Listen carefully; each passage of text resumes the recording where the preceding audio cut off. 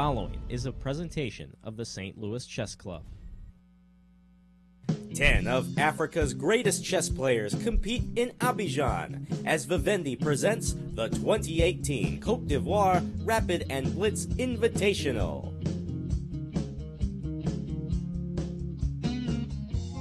Hello chess fans, Ben Simon and Grandmaster Robert Hungaski here for the final day of action for the 2018 Côte d'Ivoire Rapid and Blitz, and we have a champion straight away in Blitz round 12.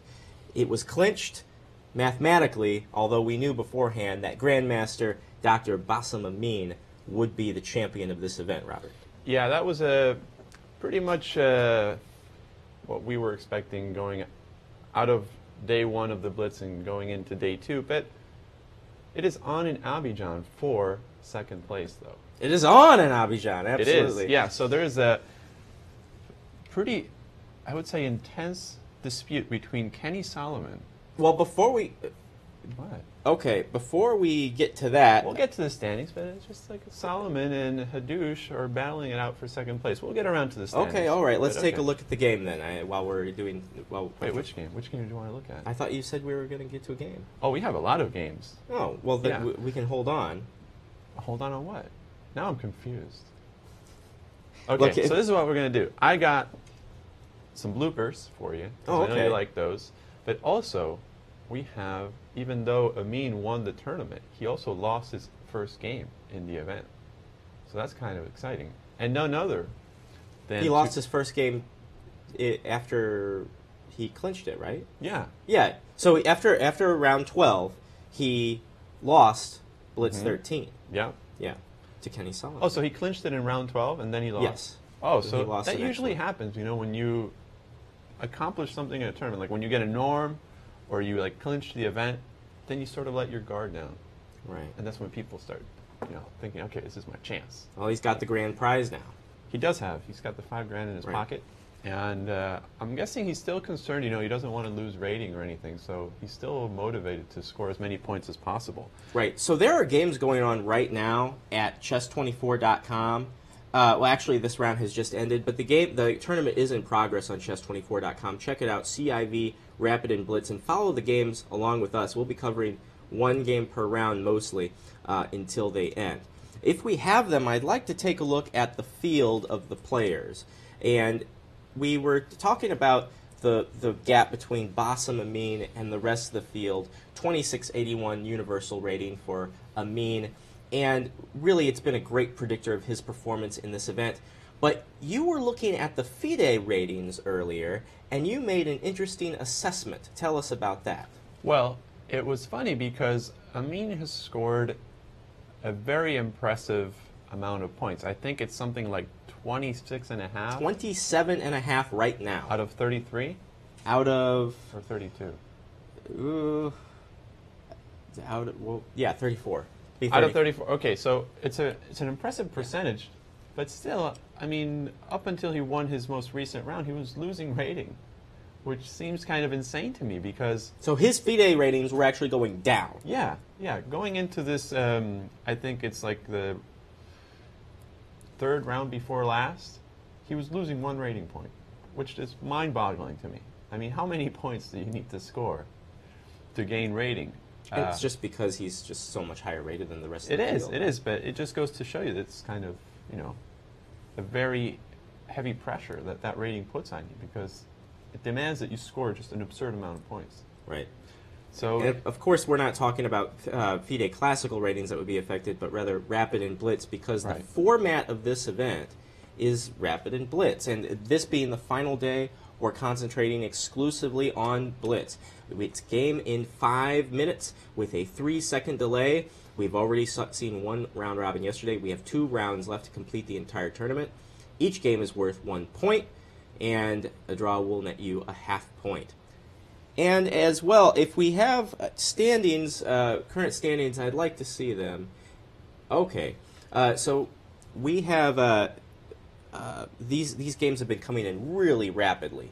And so these standings are after Blitz round 16. Remember, there are 18 rounds. And, okay, well, we know who the champion is. and we most likely know who second place is going to be as well, Robert. Yeah, it seems like in the last couple of rounds, Mohamed Hadouche has been able to sort of slip away from the pack with second place. So that's battle it. for third, anyone? No, I mean, you do have a battle for third between El Adnani and Solomon, but I think, well, mathematically, that's it. Second place is for Mohamed Hadouche as well, right?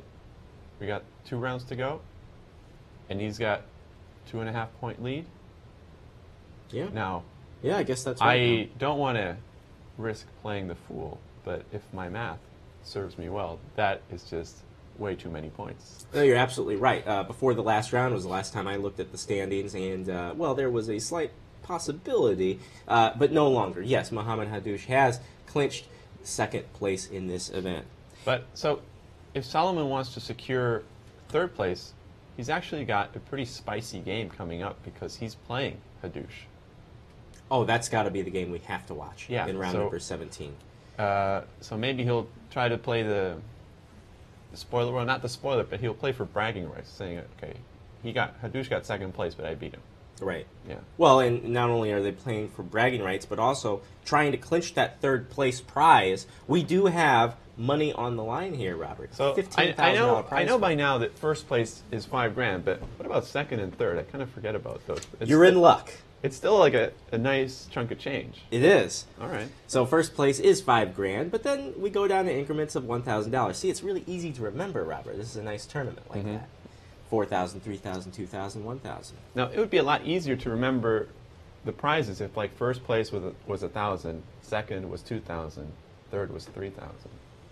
I don't want to play in that tournament, no. No? It doesn't make a lot of sense, but it is easier to remember. Interesting thoughts from Grandmaster. I mean, Hungaski. you know, for the organizers, like, all around the world, my ideas are open source. You know, they can be borrowed. Lovely. Yeah. All right, we have 7.5 minutes until the start of our 17th Blitz round, so please join us at chess24.com. But let's take a look back at an interesting game that you saw and piqued your interest, Robert. Yeah, absolutely. I mean, when you see the top seed losing his only game of the tournament, at least so far, we still have 2 rounds. Oh, this was from Blitz 13, right? The one right after he clinched it. It was, yeah. Okay. So Kenny Solomon versus Bassam Amin. Yeah, as we're waiting for this next round to start, I thought this would be interesting to look at because Solomon won a very nice game. So we see Bassam Amin sticking to his guns with these King's Indian or King's Indian attack type of pawn structures, whether he plays it with white or with black. And maybe this was, I wouldn't say the mistake, but since his pawn structure has been serving him so well, right, with d6, e5, g6, was working out for him, why change it now? You know, it's like in the NFL, when you got a team that's winning, you know, you kind of just leave the team as it is. And here, I think Bassam had a pretty good team with e5. So switching up at this point may be some very, on a subconscious level, not the best idea. So what happens now is that the game transitions into a Benoni pawn structure. And after rook e8, bishop d3, bishop h6, a very tricky move, which is going to require that white sacrifice this pawn on e3. After castles, takes. Well, in the game, Bassam played queen e7, didn't capture this pawn. The problem if you go rook d2, I mean, rook takes e3, I go queen d2, and you're going to have some problems along the dark squares. So when this rook retreats, the queen's going to come to h6, the knight's going to come to g5, and already you're going to start feeling the pain along the f-file. So after f takes e3, queen e7, hoping to take advantage of the backward pawn, if not capturing it right away, at least putting pressure along the dark squares. And after a6, queen d2, the problem for black is that white is still going to be able to play something like rook f2, rook a f1, and use this f-file, as well as some of the weakened dark squares on the king side. And we'll see Solomon really took advantage of this. Now, black sacrificed the pawn on the queen side, hoping to get some Benko-style counterplay along the A and B files. But whenever you have to balance themes For example, what's more important, bishop pair or pawn structure? What's more important, open files or king safety? King safety should always be number one. You can have beautiful pawn structure, you have the bishop pair, you can have excellent piece play, but if you get checkmated, you still lose the game. So even though White's position, I mean, White has an extra pawn in this position, he also has better king safety. So I think this is a terrible position for Black, and already he's in big trouble. Now, after knight b3, Amin sacked the exchange, hoping that this would allow him to restore some of that dark square control by trading off rooks and using his knights, especially his d7 knight, along the dark squares, heading for the e5 outpost. So after knight takes d5, knight b6, knight d2, knight e5, there we go. I think this was Black's last hope, that this knight on e5 could make up for everything else, but didn't quite work out that way, because White is always going to have an outside passer in the endgame.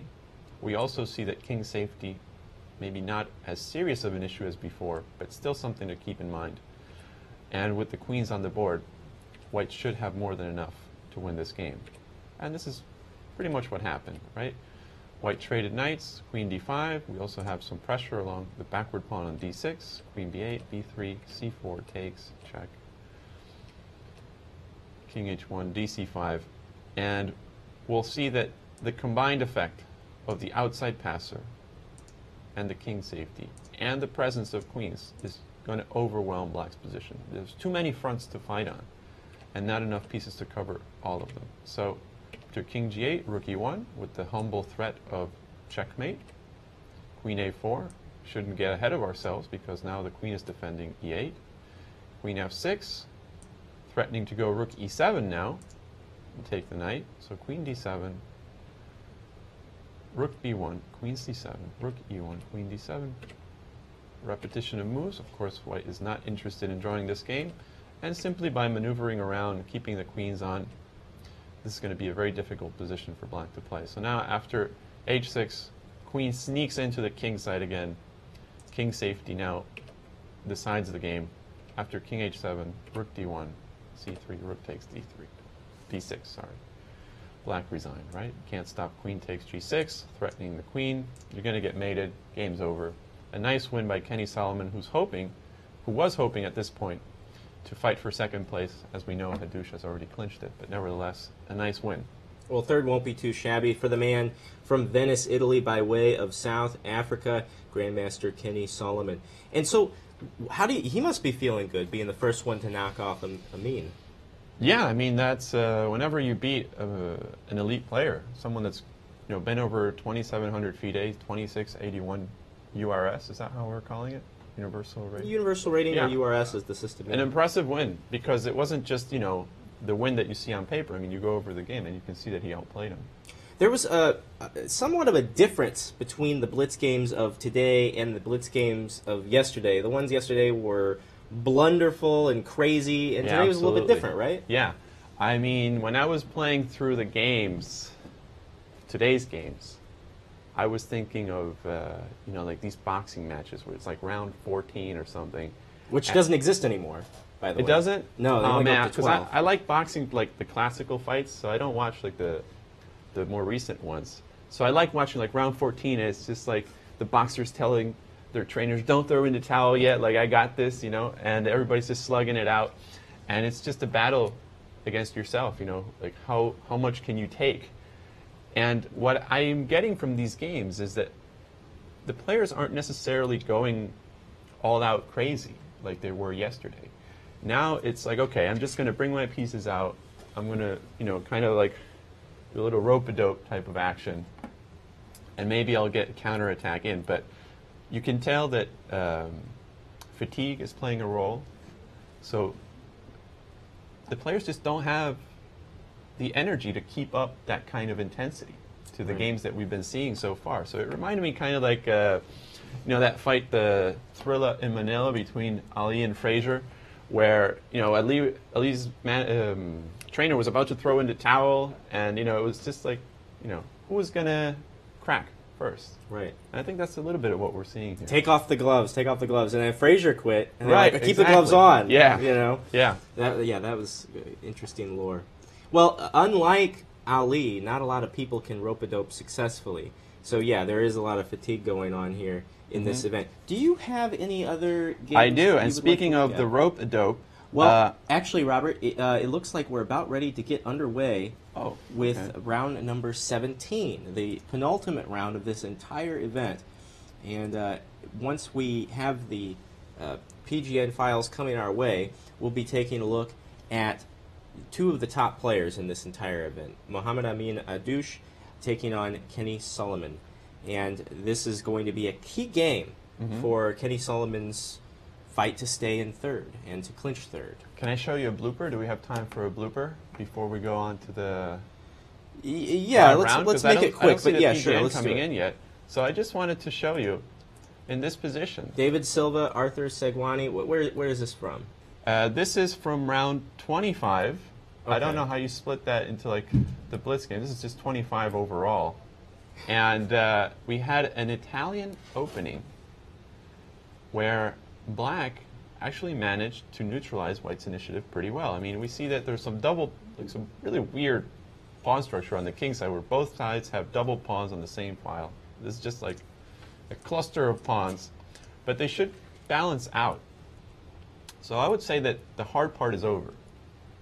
And maybe a lesson to be learned from the Amin game is like when the hard part is over, that's when you let your guard down. And when it's easiest to make a mistake. So in this position, White played 95.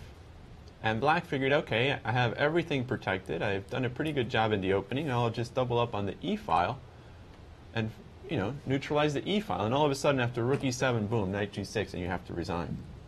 So it just goes to show you, you can never get too cocky in chess. So,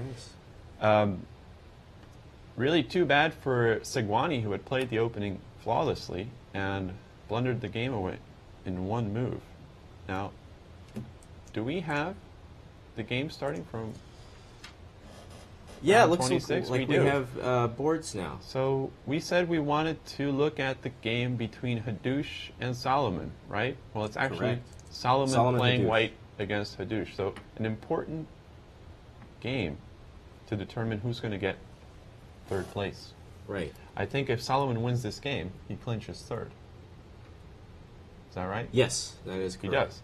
So what do we Blitz have round here? 17. Here we go.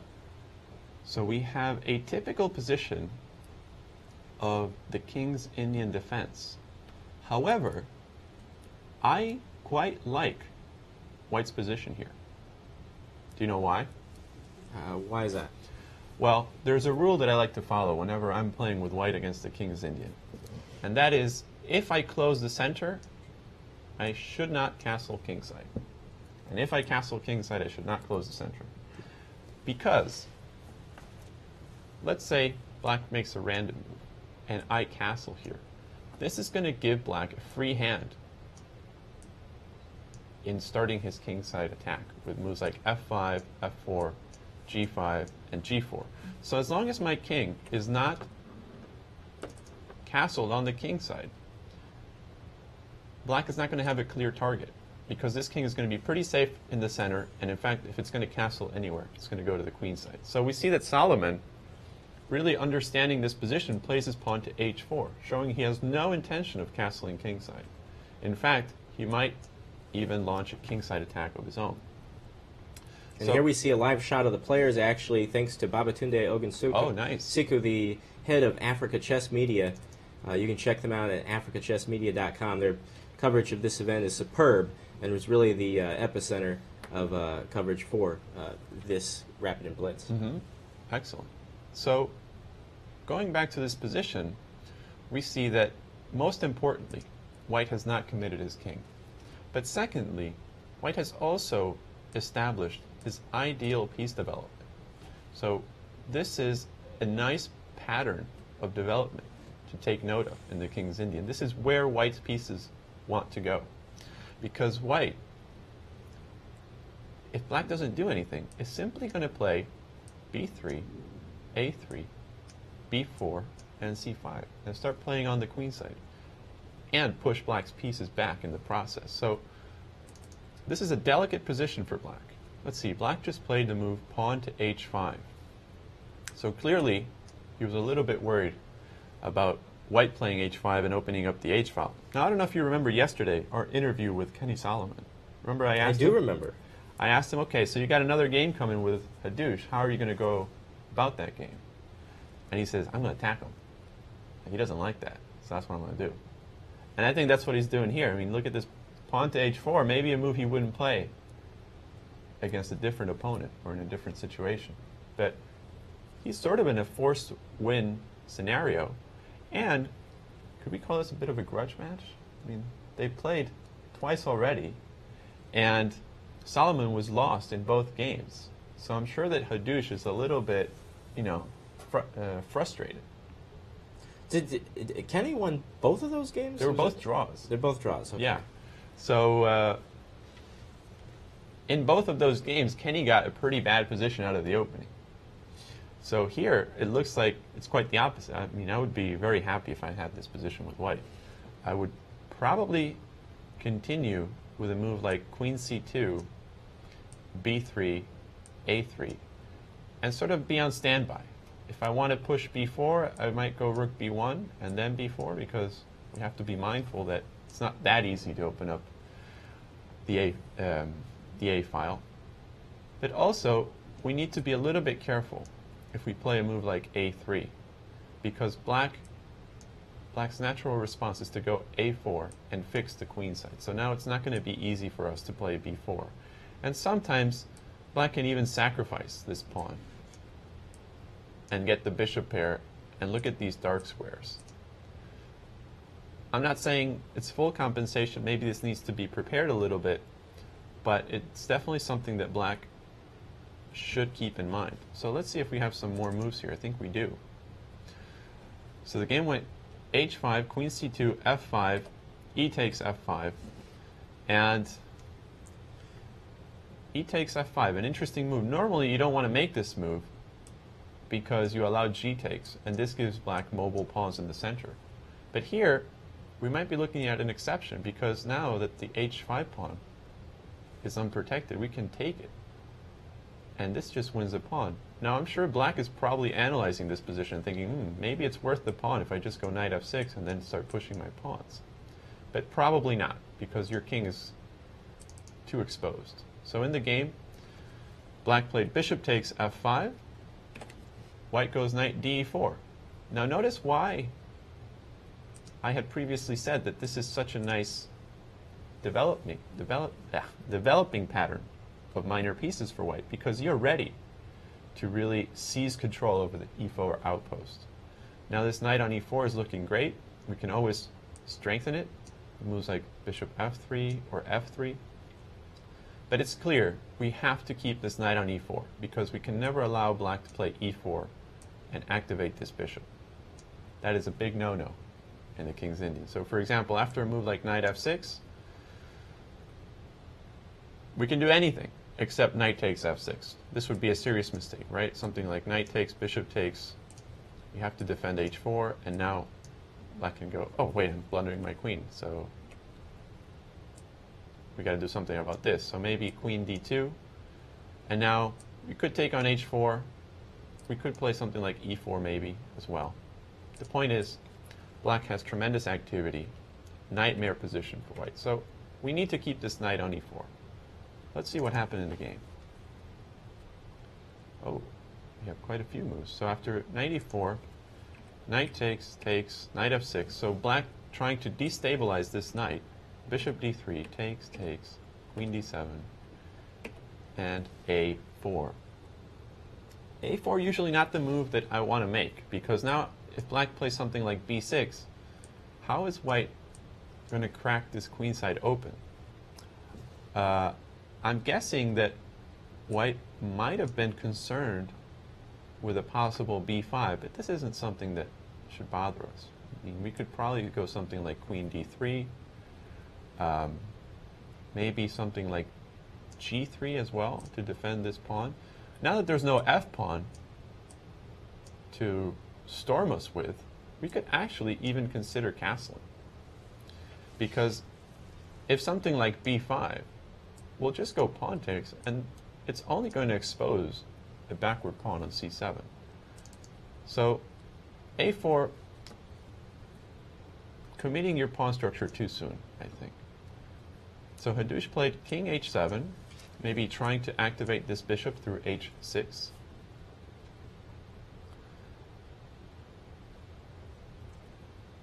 And we had the moves b6 and f3 included as well.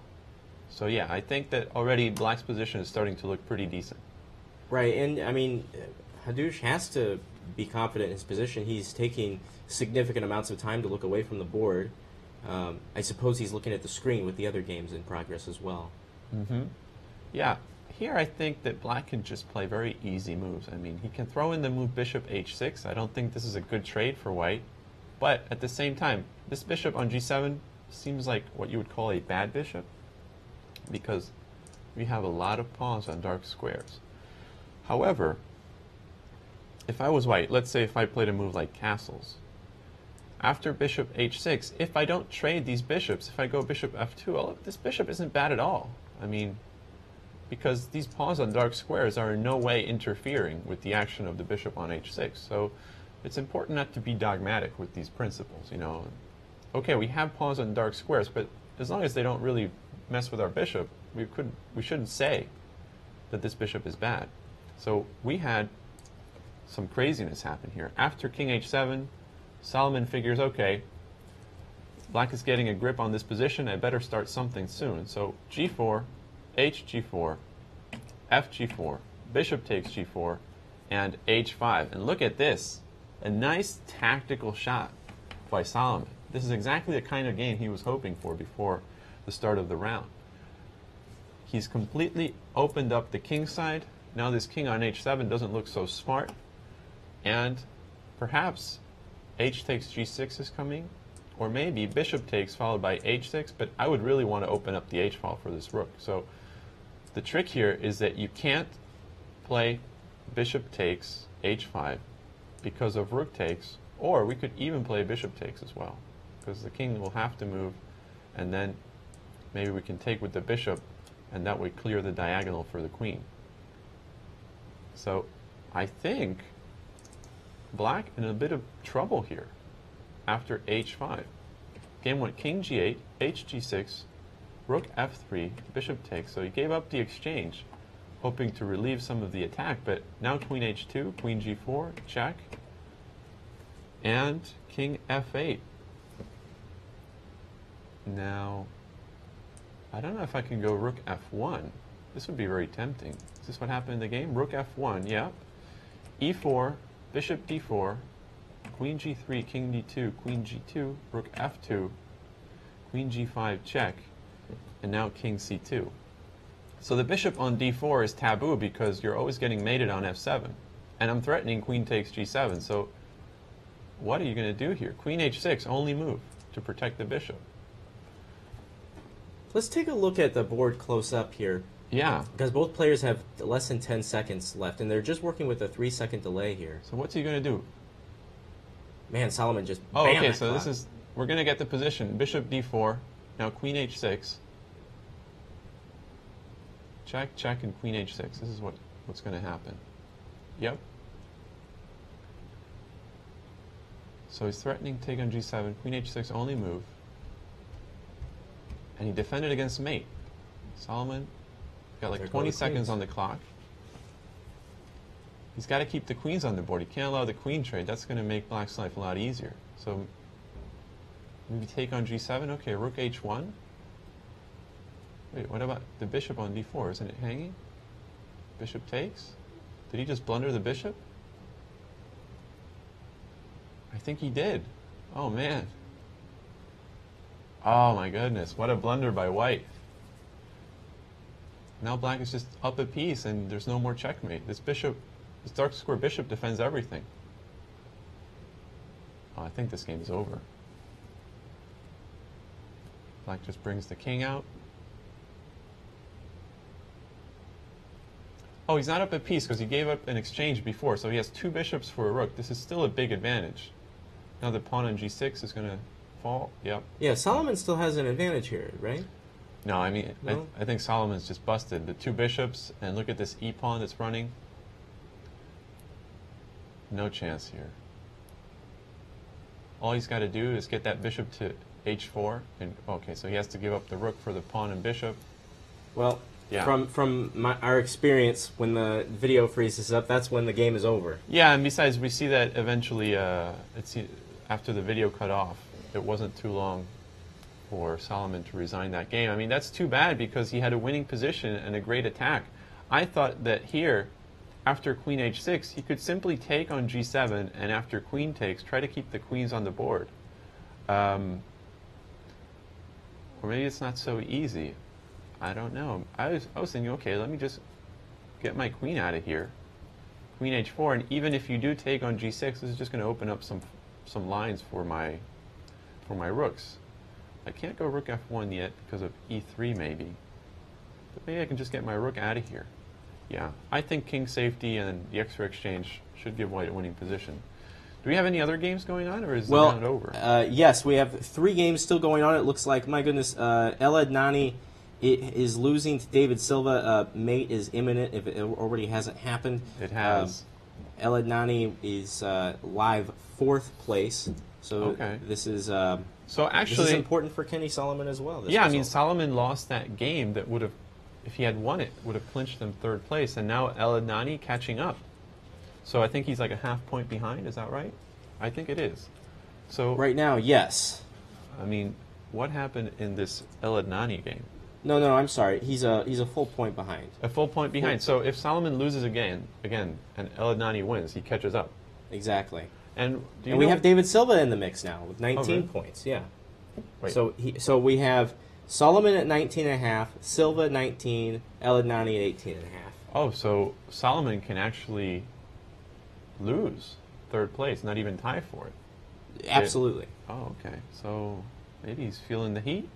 Okay, we do have 1 game left in action, unless there is a result we don't know about. Rakota Moraro versus Belhodja. You're right. So this is the last game. Oh, but this was drawn. Now it's drawn. Okay. Yeah, usually queen and knight is a little bit better than queen and bishop, but if it's only queen and knight against only queen and bishop, it's kind of tough to really make anything out of it. But it seems like Rakota Moraro was pushing at one point. He had 2 extra pawns, but weak pawns and very weak control over dark squares. Yeah, this should be the draw, especially with your king so exposed and vulnerable to bishop checks. Yeah, no problem for black to hold this game. What other games did we have here? How did Bassem Amin do? Yeah, let's take a look. We do have 13 minutes until our final round of the tournament is underway. Let's take a look at this game. So e4, c5, knight f3, d6. So there we go. We have that King's Indian attack, trademark of Bassem Amin. And now he goes for c3, d4 instead of your typical d3, knight bd2. Oh, never mind. He doubled back. And there we go. So knight d2, bishop e6, knight b3, b6, bishop b2, rook c8, b5, bishop takes b3. So this is a common idea. When you're trying to prepare d4, you want to loosen your opponent's control over the center. So you want to expand on the queen side, drive this knight away from the center. Maybe if knight b8, now the move d4 is going to make some more sense because black can't control d4 as easily with a knight on b8. Maybe something like takes, I'm not so sure. My idea was that if you take, I can go knight takes, and I even have a c6 outpost for my knight. But maybe you can use some tactics here, because my minor pieces look very awkward, right? I mean, if I go knight d2, you go c3, and you fork me. And if I go knight c1, you actually trap my bishop. So the idea is right, the execution maybe not so much. So perhaps I need to prepare d4 a little bit. Maybe I can get my knight out of b3 and then go for d4. Let's see what happened in the game. Black played bishop takes b3, which I think white should be pretty happy to see. I mean, whenever your opponent gives you a bishop for a knight, doesn't mess up your pawn structures, doesn't really create any structural problems for you, then you should take that as a win. So now after queen c2, we don't even need to play d4 because we've already achieved a strategic advantage. So now after c4, d4, queen d7, a4, this just looks like a better position for white.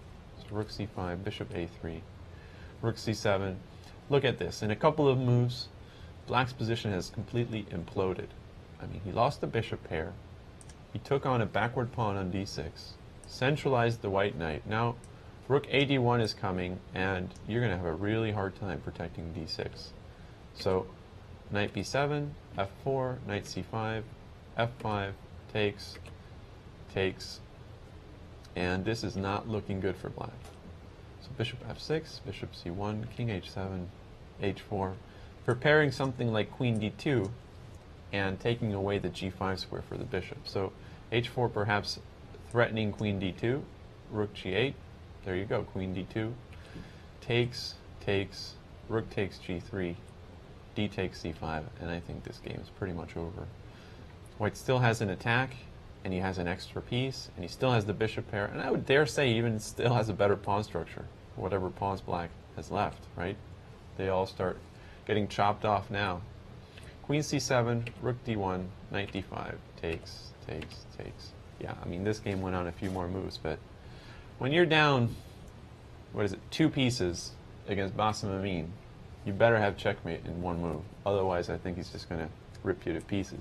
Right. Well, you know, it's Blitz. Anything can happen. It is Blitz, yeah. Who knows how much time Bassam Amin had at this point. Let's see what other game we had. So we already saw the Solomon against Kaduche game. What I'd like to do while you're taking a look at that is glance at the updated standings, because the leaderboard hasn't changed much, but just a little bit, as we just have one game left, 1 point for every player that could possibly be earned in this tournament, and so a lot of these standings are actually set in stone right now, with 1 and 2 solidified. But now the battle is for that 3rd place spot. 28.5 points. Bassam Amin, my goodness. Do we have the pairings for the last round? Because we have like this El Adnani Silva Solomon bottleneck for 3rd place. Okay, yeah. So yeah, if we could just look at those pairings, I'm going to pull up a game in the meantime. You raise a good point, because if any of those guys are playing each other, it's going to be a pretty exciting final round. All right, here are the pairings for Blitz round 18, the final round of the Côte d'Ivoire Rapid and Blitz itself.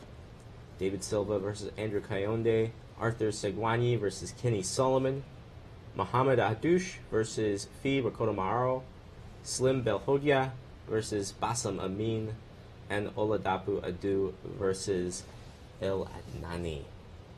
Okay, well, I don't know that we're getting what we wished for. Well, we're not getting any direct matchups between the players involved in the fight for a 3rd place. So it's actually going to depend. Everybody's going to depend on themselves. Right. So if Solomon pulls off a win against Sigwani, then there's nothing really that Silva or El Adnani can do, right? Right. He's a half point above his nearest competitor. It's in Solomon's hands, but he has the black pieces. But it's Blitz. Anything can happen. Yeah. And, you know, El Adnani has black against Oladapo Adu, but Adu not having a great tournament. So maybe the fact that he's having black is going to balance the fact that he's playing a player that's not doing so well in the event. I mean, we've seen a lot of Adu faltering in this thing, but you have to remember also that Sigwani is only a half point higher up than Adu in this event.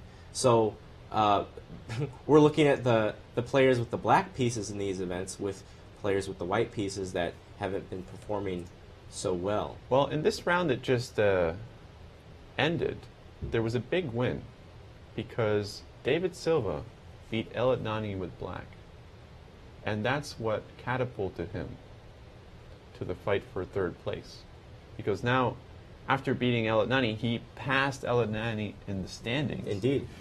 And is within striking distance of Solomon. So let's see how he managed to pull off that win. So it was round 26. Adnani white, David Silva black. So we have a King's Indian. And these openings are so important when you're playing Rapid and Blitz, because you know that at least the first 6 or 7 moves you're going to be able to blitz them out and not have to think. So you're going to avoid getting into time trouble soon in the game, and also you're going to have a sort of practical advantage in knowing where your pawns go, where your pieces go. So being able to fall back on some system rather than some forced variation, you know, theoretically challenging variation where you have to play very accurately, has a lot more value in these time controls than, for example, say playing some mainline Sicilian Knighter, for example, where you might have to take a minute or two just to remember the theory. So here you don't really need to remember anything. You just figure, okay, get my pieces out, identify what the strong squares are, and get a piece to that square. So I think that's what black is doing here. He's trying to go knight e6, knight d4. So white definitely on to black's idea. He wants to control d4 with c3 and maybe get his own knight to c4 and d6. So knight e6, knight e3, knight d4, knight c4. The knight does get to d6, but let's not forget, d6 is not an outpost. So we'll see how stable this knight actually is. I would have prevented the knight from getting to d4 sooner with a move like c3. Now rook ac1, trying to get this knight out of here. And is this a blunder? Is knight e2 a move? I think that's what happened in this game. Yeah, knight e2, takes, bishop f1, queen f3. Okay, the queen looks a little bit unstable. That is a dog in the background, in case our viewers are wondering. Yeah. It's a large dog in the next room. It's a really nice dog, too. I was petting it yesterday. Yeah. Bishop g2, what's it called? Spirit Fox, Thunder Fox, Fire Fox are all acceptable. Wow. So definitely a foxy dog. Yes. Okay. So queen f6. Very upset right now. What? It's very upset right now. Yeah. It's still barking. So queen f6. So the queen made it out. I think that white just blundered this exchange. Okay, he'll get a pawn, but this is a position that's not particularly bad for the rooks because we see that there are at least 2 good files to use for the rooks. And this knight, okay, it's going to get to c5. It might give a little bit of compensation to white. So after knight c5, bishop e7, knight b3, rook d7, takes. The knight comes back to c5. All right, the knight looks beautiful on c5, but I mean, black is going to go rook d8, maybe bring the king up a little bit. If white is able to create an outside passer with moves like c3 and b4 and trade his c-pawn for black's a-pawn, maybe we're in business. But that's not going to be easy with so many rooks on the board, especially if the rooks get to the 2nd rank. So knight d3, f6, bishop f1, rook d4, b3, king f7, f3, rook e d7, king f2, rook c7, knight c5, king d6. Yeah, and c5 is really white's only jewel in the position. So if we can take this away from white, the position's probably going to collapse. So black is preparing to go king d6 and seize control over the c5 square. Ideally, I think this king would want to be on b6 so that it won't block the d file. So after king d6, the knight will drop back, and then as black, I would try to maneuver my king to b6 so that the king won't be in the way of the rooks, because the open file is going to be where we want to place our rooks. So after h5, knight a6, rook c8, knight c5, white basically forced to sit and wait. And Ben, what do you think of this move? After g4, what would you play as black? Would you take on g4 or would you go h4?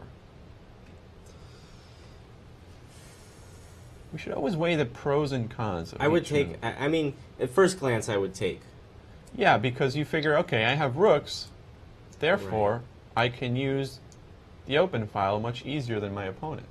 This is the first thing that I would evaluate in this position. I would be, oh, I take and rook h8 and activate my other rook. Perfect. But Also, there's something to be said about the move played in the game, h4, because this gives black what's known in chess as proximity promotion. In any endgame we have, black is going to have a nice pawn on h4, so that if anything ever happens to the pawn on h3, this pawn is as good as a queen. So let's see what happened. Bishop a6, rook b8, bishop d3. We got some extensive maneuvering here. So I'm just going to jump to the next critical moment in the game, where black already maneuvered the king to b6 and drove the white knight back to d3. And after bishop a6, knight b2, takes, king a6, knight b2, rook d4, black actually found it kind of difficult to really make progress. So it turns out that maybe h takes g4 and rook h2 would have been the best.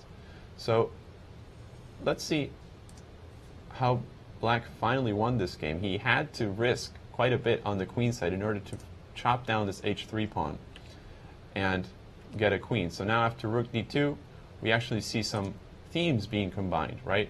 Trying to take h3, but now, king safety. b7, king c7, b8. White gave a few checks, but now had to do something to avoid checkmate, and after takes, king f3. Well, he resigned. Didn't even wait for checkmate in one move. So, kind of a thriller. The 20-year-old junior player from Angola, David Silva, is in contention for third place. He sure is. And speaking of the contention for third place, our final round is underway at chess24.com. Join us for the live game. Game in 5, 3-second delay. Don't delay. Get there now if you're not there already. But I think we should look, what do you think, Kenny Solomon's game, since it's all in his hands? Should we look at that, or should we look at another game? So we have Silva against Kayonde. We have Sigwani against Solomon. I think you're right. I mean, because if this game is won by Solomon, that's it. It doesn't matter what Silva or Adnani do. So let's see what we have here. There's a nice live shot of the players. Yep. So we have a Scotch opening where generally what happens is black will get speedy development, get all his pieces in play, but he will have a worse pawn structure. So black is going to be in a race against time to make his development count before white finishes moves like bishop b2, g3, bishop g2, castle kingside, and centralizes his rooks. If black allows white to do all this, he's going to have a bad position because his pawn structure is worse. His bishop on a6 is biting into a very strong pawn chain, a2, b3, c4. Let's see how black played. Black castled, so clearly getting his king out of the center before he tries to open up the position. Some possible moves for white. I mean, developing this king side ain't going to be easy because it's going to take you a lot of time. You're going to have to go either g3, bishop g2, or something like queen e4, bishop e2, or bishop d3. But in either case, black is going to try to chip away your e5 pawn with either d6 or f6. So let's see. White still hasn't played. I mean, very strange that Sigwani taking so much time in the opening considering this is a blitz game. He's already down to 3 minutes, and it's only move 10. So there is a technique in blitz that I like to use quite a bit. What is that? I sacrifice my position for time. So I'll make moves quickly, maybe not the best moves, but at least I won't fall behind on the clock. I play usually the opposite of that, but it really depends on if there's an increment or not. So you just make good moves all the time? I was playing this guy. No. I mean, better moves than my opponent, hopefully. But I was playing this guy outside the other night, and he was just blitzing through the opening, just playing something random. I took advantage of it. Yeah, well, the thing is, you got to think of the clock as another piece.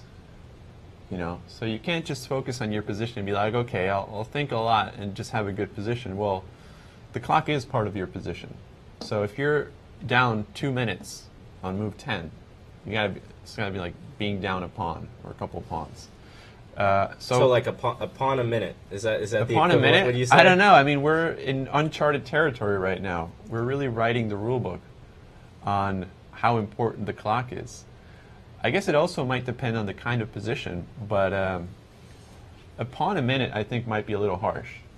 maybe, like, I'd give you like 2 pawns for, no, 2 minutes for a pawn. Sure, okay. All right. 1 pawn for 2 minutes. Let's make a deal. So white played queen e4. So he decided against the g3 idea and is simply going for bishop e2 and castles. Now this queen could be a target on e4, but I'm guessing that if d5 or d6 right away, we might still be able to go pawn takes because this queen is protected. But I'm wondering, after takes, rook e8, what's next? Because now f5 is coming. So, after queen e4, how is black going to proceed? Maybe after d5, I can just take on d5. And you take on f1, and now I can just get my king out of this e5. So that after you go c takes, okay, I just move my queen, maybe I do check, and then I try to go g3, king g2, and finish my development. And I still have a better pawn structure. So we see that in the game, Solomon played rook e8, so putting pressure on the e5 pawn right away, and now definitely pinning this pawn. For example, if you go f4, I can definitely play d5 or d6, because if you go ed, now the queen is not protected. And actually, I could even try to win your queen right away with a move like queen d8, instead of winning your knight. Oh, man. Yeah. So, after rook e8, white is going to have to be very, very careful. He did play f4. So do we go d6? Do we go d5? Do we maybe try to jab away at the f4 pawn? Black played f6. So again, we can't take. So it seems like we're going to lose a pawn. What do we do?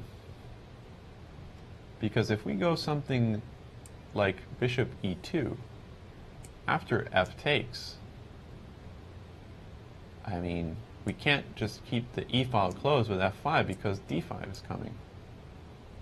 And if takes, we take on e2, and if king takes e2, I don't know, I'm just really scared about having this king here. Remember, we gave up this pawn on d5, but we already won a pawn on e5 as well, so material is even, but white's king safety seems a lot worse than black's.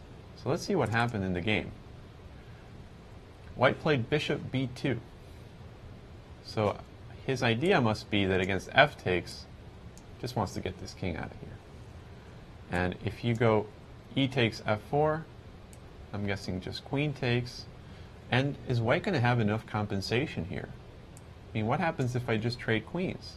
After takes and rook takes, I'm still a little bit behind in development after bishop d3, but I think I could just bring this bishop out somehow. Can I? Oh, maybe it's not so easy, right? Because white's bishops are putting a lot of pressure on black's king side. So if I played a normal developing move like bishop b4, for example, can white do something like knight e4? Or maybe knight e2, so I don't block this bishop? White might have a little bit of compensation because his bishops are very active, and black still hasn't brought the bishops on a6 and the knight on b6 into the game. So this is what happened. Bishop b2, f takes e5, castle queenside. Still, I think this is a good approach by Solomon because he is in a forced win situation as black. And one of the best ways to go about those delicate times when you're forced to win as black is to choose a line where you kind of go pawn grabbing. Not too many pawns, just one pawn. And then you know that the game is going to be completely imbalanced. You're either going to win or you're going to lose, but draw is not the most likely result. And at the same time, you're not completely destroying your position, right? I mean, black has a decent pawn structure. Maybe his pieces on a6 and b6 aren't great, but he should be able to fix this eventually. So we see that e takes f4, queen takes f4 happened. Where is the f8 bishop going to go? I mean, are we going to trade queens on e3 first and then worry about development? Or can we get away with something like g5 and bishop g7? Keep the queens on the board, but finish developing the king side. No, he went for the queen trade, queen e3. He has to take. Rook takes. And it's an endgame, but it's going to be a fun endgame because both players have less than a minute. So we don't know what's going to happen here. After rook takes e3, bishop d3 seems to make a lot of sense, putting pressure on this king side and making black's development difficult. Yep, bishop d3. And it seems like white is just going to go something like knight e2 or knight e4. I actually like knight e4 so that I can go knight g5 eventually. And maybe knight f7 and bishop takes h7 and I'll win an exchange if I can do that. So black needs to be very, very careful here. Can he go something like c5 and bishop b7 maybe? Although that does neglect your kingside development, but at least it brings your queenside pieces into the game. You could also try to do something like bishop e7 followed by bishop f6. Yep, that's what he's going for. So this is going to try to neutralize the bishop on b2. So if you could just have enough time to go bishop f6.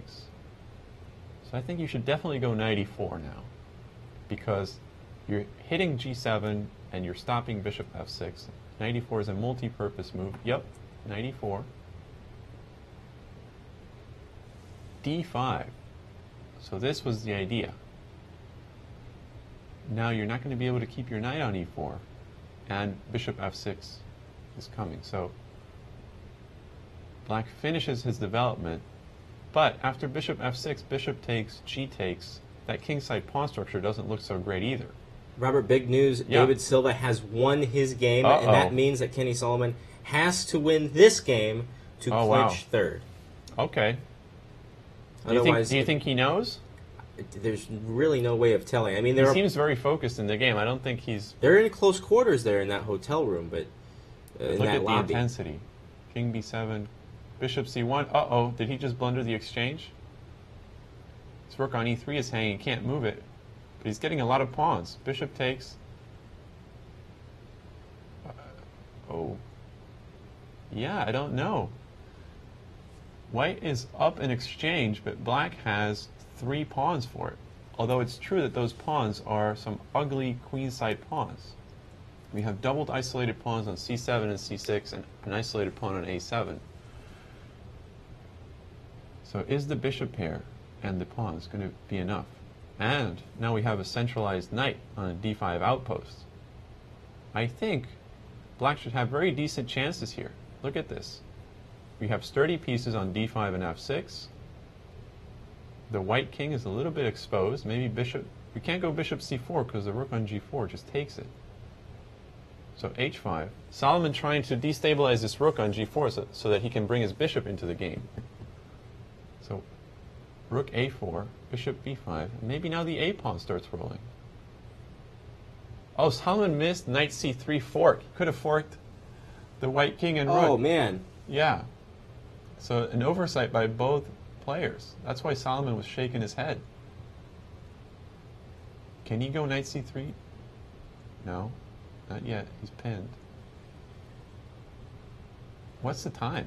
Can you see the times from Yeah, 3 seconds for Sigwani. Okay, now they are using a Braunstein delay, which means that it appears like it's an increment, but it's not. They're just getting a 3-second delay. If they don't use it all, they're not getting it back. Solomon getting his exchange back, and Sigwani playing it really cool. I mean, when I have 3 seconds, I don't look that cool. Solomon at 10 seconds. Yeah. Rook f2, check. King b3. Is there a mate somewhere? Oh. Oh. And white resigns. So what would have happened after king takes that final position? Oh, now look at this. We're now looking at the game between Kaduche and Koto Maharo. Oh, he resigned because now if king takes c3, your rook is hanging on b1. Okay, I couldn't see that from the angle in the video. Let's get a close-up of this particular matchup here. So what do we have here? This is Mohamed Kaduche versus Fi Rakota Maharo. Okay, let's see what's going on here. And I mean, remember, Kaduche is for sure second place. So there's a mate on the board. There you go, checkmate. That didn't last long. No. But at least we got to see it. Yep. How about that? So are all the games over now? no. Oh, my goodness. Wait, Bassam is still playing. Yes, we're looking at And he's Belhodia losing. and Bassam. All right, we've got image of this. Oh, look at He's Slim. losing. Wait. Right? Bassam. It does. Oh no! Draw? It says draw. The What video happened? locked What up there. I don't know. Oh, man. The So, video locked up. what was happening here in this final position? After bishop takes d3, black didn't go rook takes d3? I don't know what's happening here. I guess he saw a ghost. I mean, after rook takes d3, maybe he got scared and he thought that after g7, rook d8, rook d7 was a problem. But here, you have a nice little tactic. Rook takes d7, and if g8 queen, rook g7, and now it's black that's winning. So maybe Bassam Amin missed that variation and played bishop h6. And this, to me, looks like a winning position for white. I mean, can't we just go rook f7? Or after bishop e4, he offered a draw? That seems strange. I mean, rook f7, king e6, bishop c4, driving your king as far as possible from this g6 pawn. And now, I mean, I can just go rook h7, g7 and g8. Are you sure that the draw was offered? Well, it was a draw. I mean, I see that it's a draw, but sometimes there's relay errors. It's really tough to tell at this moment. All right, well, we'll check up on it, but this is the final position, and it says draw, and the video cut out, so I don't know. I guess we'll assume it's a draw in the interim. It would have been an interesting way to finish the tournament for Slim Belkodia, who had a bad start in the rapid leg, but then quickly made up for it in the Blitz portion. Not enough. I mean, I think at one point he lost 8 games in a row. So yes. when you lose 8 games in a row, you know it's not going to be a good day at the office. And they were valuable games. They were the rapid stage. Yeah, they were weighted games. So 0 out of 16 at one point. That sounds like something I would do. Like, yeah, I would lose all the important games and then just win all the. Oh, it's too late now. So we'll be talking to our top placers here in just a bit.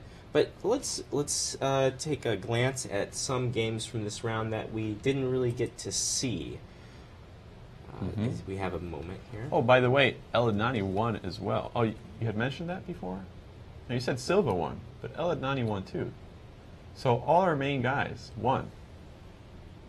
So it's a good thing that Solomon won that game, because otherwise they would have overtaken him. Right. Interesting. So the final standings now are probably going to be Bassam Amin, Mohamed Kaduche, Solomon, Silva, and Adnani. Look it, I guessed it. Total shot in the dark.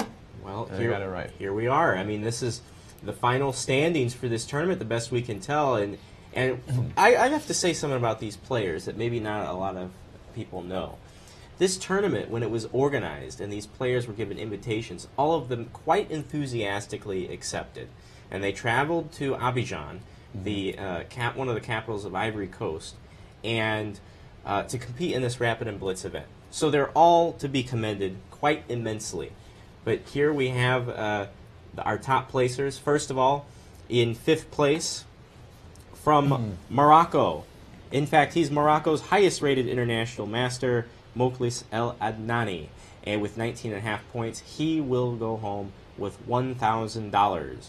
In 4th place, international master David Silva from Angola, the triple African junior champion. Just 20 years old, he leaves with $2,000. In 3rd place, Grandmaster from South Africa, Kenny Solomon, with 20.5 points. He will leave with $3,000. And in 2nd place, our runner-up, and dare I say, the champion of the normal human field, as opposed to the superhuman field, Grandmaster Mohamed Amin Kaduche from Algiers, Algeria. One of 3 grandmasters from that country. He came to Ivory Coast and showed he was the real deal. 24 points grand total, and he leaves with $4,000. And, of course, our champion of the 2018 Côte d'Ivoire Rapid and Blitz Invitational, as we expected. From Egypt, Grandmaster Bassem Amin. 29, incredible, 29 points. He leaves with the grand prize, $5,000. The reigning African champion, his title not on the line in this event, but he proved why he is the African champion. And, well, there just wasn't a competition for first place. Dude is good. Absolutely. So we're going to get our interviews on the phone here in just a moment. So was there a game you wanted to take? Yeah, while you do that, I was curious to see how Adnani won his game against Oladapo Adu, because he was definitely under some pressure to win and see if he could actually sneak into 3rd place. Now, as we know, both Solomon and Silva won, but had they not, had they lost, he would have gotten 3rd place with this last round win over international master from Nigeria, Oladapo Adu.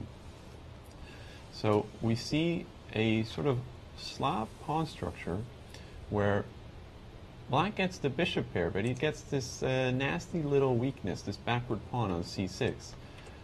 Now, it has been my experience that in Blitz, these little weaknesses don't tend to pay off as much as they do in classical chess, because you really need time to work on a square, and usually, you know, your opponent will get some kind of compensation. And here I'm thinking Black is going to play something like h5, h4, or f5, f4, and it's going to start attacking me while I just try to get my knights on a nice outpost. I'm going to get checkmated, and that is always unpleasant. So here we see that Black did go for the f5, f4 idea, now actually a pawn to f3.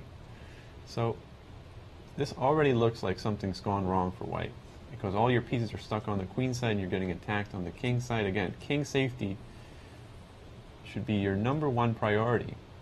And now look at this bishop. It looked terrible a few moves ago on e8. Now it's coming to f3. White sacked a pawn, and this position is getting out of control for White. We have a wide open position, bishop pair, king safety problems. I think this game is pretty much over. So, do we have someone on the line ready for an interview? Yes, for the first time. Is it our good friend? One moment. We lost the connection there for just a moment, but we're going to have him, our runner-up, Mohamed Kaduche. One moment here. This is all right. Let me turn off my camera there. All right. Grandmaster from Algeria, Mohamed Kaduche. Welcome to the show for the very first time, sir. It's great to have you. I know that we have a translator in the house, but we had to talk to the runner-up of this event. How would you comment on this tournament in general? I think the level was a very strong level, because we play the best African players. We have Super Grandmaster Bassem Amin in this tournament, and the others have 24 rating. They are strong players. Where does this tournament rank in importance to other Rapid and Blitz events that you have played in the past? This is I played the first strong tournament like this, Blitz and Rapid in Africa. We never play such tournament in Africa like this. We play the best player in each country, from Egypt, from Tunisia, from Morocco. This is a very strong tournament, I think. Absolutely. Robert? Hello, Mohamed. This is Grandmaster Robert Hungaski. We've been following your games. Very exciting. I'd like to congratulate you on your second place and ask you, which leg of the tournament did you think was best for you, the Rapid or the Blitz? I think I played well in Rapid. Yesterday I played very bad. First day of Blitz, I was out. But today I played good. Yeah. I won some games, And important games. did you notice that maybe in this last day the players were feeling tired, or were you tired as well? Because these were an incredible amount of rounds. I was tired. I Yeah? was tired because we play 9 rounds rapid and 9 rounds blitz. I think I was tired yesterday. And it's interesting, I was following the games that you played against Kenny Solomon, and in the first 2 games you had winning positions and they were drawn, and in the last game it seemed like you were losing and you ended up winning. So it seems like things never end up the way you think. Yes, against Solomon in the last game, against Solomon I was totally lost in this position, but I played this blitz game. Yeah. He must, he must win on the board. Yeah, never give up. So I think that was a very important game as well, because you were both fighting for second place, and after you won that game, it was all pretty much decided. So again, congratulations, and I guess now it's time to rest. Go home and relax. Thank you, Mr. Okay. Thank you. All right. Thank you. Mohamed Kaduche, second place. He is the runner-up to the champion, who we will talk to in just a moment, Amin. Nice. But yeah, the 2018 Côte d'Ivoire Rapid and Blitz, I think that this has been just a fun tournament. I think that it has exposed African chess, which you don't really get to see a lot. Hopefully we can have more of these events in the future. But right now we have a man on the line who is no stranger to this show, but there's a reason we've talked to him for about, this is the 3rd time, but now we can say officially he is the champion of the 2018 Côte d'Ivoire Rapid and Blitz, Grandmaster Dr. Bassem Amin from Egypt. Bassem, congratulations. You clinched it in Blitz round 12, but we kind of knew there was a foregone conclusion. Give us your thoughts after the final day of play. Well, thank you. Yeah, it was a very tough event and quite long. I think I got quite tired today also. Overall I think I performed quite good, and the field was very strong. And I'm really happy that this tournament with this format has been organized in Africa for the first time. And I really hope, it will happen again and players will get used to it, and I'm sure with time, it will get stronger and stronger. And it will help African players to improve their level, of course. Explain the importance of having a tournament complete with a broadcast and this kind of exposure and prize fund on the African continent. Why is it so important? Okay, for most of African players, they don't play strong tournaments. Only some players go to Olympiad. But that's it, because we don't have and African individuals. Basically it's 2 tournaments, each maybe 2 years, So to have opportunity to play against strong players or other grandmasters, so it's very important for us. And such level of organization and broadcast, and it's bringing all media attention in Africa, so it's really big. Robert? Hi, Bassem. This is Robert Hungaski. Congratulations on your title. I just had a couple of technical questions. We were following your last round game that ended in a draw, and it seemed like you were in a little bit of trouble. And that final position after Bishop E4, did he offer a draw, or what happened there? No, actually, I think there is a mistake because he didn't have the G6 pawn. Oh, okay. Well, that makes a difference. So never mind. That was taken early, yeah. Oh, okay. That explains a lot. So it was a draw. It was just there's no G6 pawn. Okay. Yeah. Okay, interesting. So we see that. So, yes. All right, we were analyzing the wrong position, but also it was a day full of emotions for you. You also lost your first and only game of the tournament. So it just goes to prove what you were saying. I actually lost 2 today. Oh, you lost 2 today. Wait a minute. Never mind. I lost to Kenny and Mukhlis. Oh, okay. I hadn't seen the Mukhlis one yet. Yeah. Well, it just goes to show what you were saying earlier in the tournament, that these players are very strong and underrated. And, exactly. And of course, in such a long event where you start feeling tired after the first 30 games, you know, that seems normal, right? Yeah, luckily it only happened after I have already won the tournament, so... Yeah, of course. Yeah, So, I didn't feel so bad about it, yeah. all right, so I'll let you go and enjoy your result and rest, you know, get some rest and relax. Thanks a lot, and thanks for you too for a great coverage of the 5 days ago. I really enjoyed watching it at night, and you did a great job. All right, thank you very much. The name of the players. Thank you, sir. All right, that's Grandmaster Dr. Bassem Amin, the champion of the 2018 Côte d'Ivoire Rapid and Blitz Invitational. Well, this has been just a spectacular event, Robert. I really enjoyed it. I enjoyed it too. It's a shame, if anything, that we didn't get to see it clinched in the last 2 rounds when we were on the air. Maybe we'll have to start earlier next time, huh?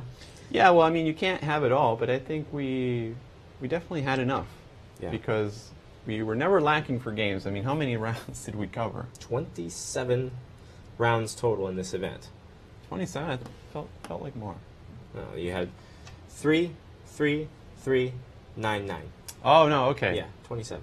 I see what you mean. Yeah. Yeah, so a ton of Yeah. games, and I'm actually going to have to go dig up this other game that Bassem lost. I wasn't aware he lost 2 games. Against Adnani. Yeah, I saw the result, but yeah, I didn't really take a look at the game at all.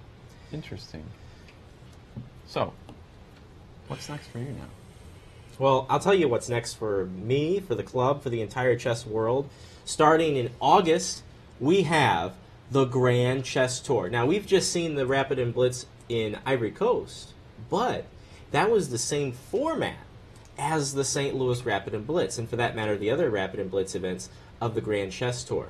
We've already had 2 Grand Chess Tour events, in Leuven and in Paris. And now it rolls through to St. Louis for back-to-back huge events, world-class, top 10 players we're talking about, super grandmasters. The St. Louis Rapid and Blitz kicks off with festivities on August 10th. However, the first round begins on August 11th at 1 p.m. Central Time here in the U.S. And the Rapid and Blitz is going to be just 5 days long, okay? It's 3 days of Rapid Chess, 2 days of Blitz games, and based on the final standings, those Grand Chess Tour points, those so important Grand Chess Tour points are on the line. And right now, if you don't recall, Wesley So, once again, at the top of the leaderboard in the Grand Chess Tour after Paris and Leuven, 21 points, followed closely by Hikaru Nakamura with 20. Now, while we're on this American train, Fabiano Caruana, he's a full tour member, so he's playing in all the events, but he only has 4 points. He did not do well in Paris and Leuven. He's fundamentally probably out of the running for making the finals. You know, he's probably going to do really well because he's going to have no pressure. You know, he's going to play the tournament. He's like, okay, I'll just play my chess, and his chess is good. Hey, he's got the World Championship coming up. Yeah, he's got a lot going for him. Now, if we can just bring that graphic up one more time, I got to talk about the big event, okay? I like how that cube almost like flew into your face. Yeah, isn't that nice? Yeah. The 2018 Sinkfield Cup, 6 years in the making. Man, we've had such a great time with the Cup over the years since it started in 2013, and every year has produced a unique winner. No one's ever won this thing twice, and that is incredible because we've had a lot of repeat customers. I mean, this era of chess is super strong. It begins, it goes from August 17th through to the 28th. Round 1 is August 18th. Now, the big story coming out of this Sinkfield Cup this year is the wild card. Joining the 9 regular participants of the Grand Chess Tour in the Cup this year will be none other than the world chess champion Magnus Carlsen, which means that in one of those rounds in this classical event, Magnus Carlsen and Fabiano Caruana are facing off in a preview of the World Championship. Yeah, Magnus is good too. Yeah, a little bit, don't you say? Yeah. So you can follow the action online starting on August 11th at grandchesstour.org, of course also chess24.com. But if you're in the U.S., hop on a train, get on a plane, get here to St. Louis. We're going to have an autograph signing before the Sinkfield Cup. You get the autographs from all of these great champions. It's going to be amazing. You don't want to miss it. And then, of course, right before it, St. Louis Rapid and Blitz, the same format as this tournament. What a great preview it's been. And I can't wait for the 3rd and 4th legs of the Grand Chess Tour coming up. Yeah, it's going to be exciting. Definitely the best in the world. Best in the world converge right here in the U.S. Yeah. Well, this show and this entire tournament was produced by some very fine people. We want to thank Dr. Iso Essis, the Ivorian Chess Federation president, for his help in this event. Babatunde Ogunsiku, who is the head of Africa Chess Media. He was there holding the camera at those boards so we could get those live shots. We really want to thank him. The head of Kasparov Chess Foundation Africa, Graham Jurgensen, also also the director of the Grand Chess Tour. He was a huge part in this event, getting it put on. And of course, Alina Liami, who had those beautiful photos, the portraits of the players, and it was so important to bring their faces to you so you could see them. They're more than just names, and even though they're on the other side of the planet, we needed to see them, so thank you, Alina. Now, in the U.S., our friends in the other room, the world's greatest production B team. Tammy Hyde is the technical advisor, making sure this stream doesn't drop, doing a great job. Isaac Schrantz is the graphics man and audio, made all these graphics from scratch. Thank you, Isaac. Our technical director is Dennis LaRue, pressing the buttons, switching the shots. And here at the desk, I'm Ben Simon. I'm Robert Hungaski, and I want to thank you, Ben, for putting up with me this whole time. Oh, thank you very much. Oh. You made some really off-color jokes, but I still Thank appreciate you. it. Yeah. Yeah, I'm glad you noticed. And you can go back and watch on YouTube and check those off-color jokes out for yourself. Or not. So, chess24.com, a great host for this Côte d'Ivoire Rapid and Blitz Invitational. And remember, on August 11th, the Grand Chess Tour continues with the St. Louis Rapid and Blitz, and then right after it, the Sinkfield Cup, the 6th annual event, the classical powerhouse event. It's going to be a great time. So until August 11th, we say so long. And always check, it might be mate. From the Show Me State.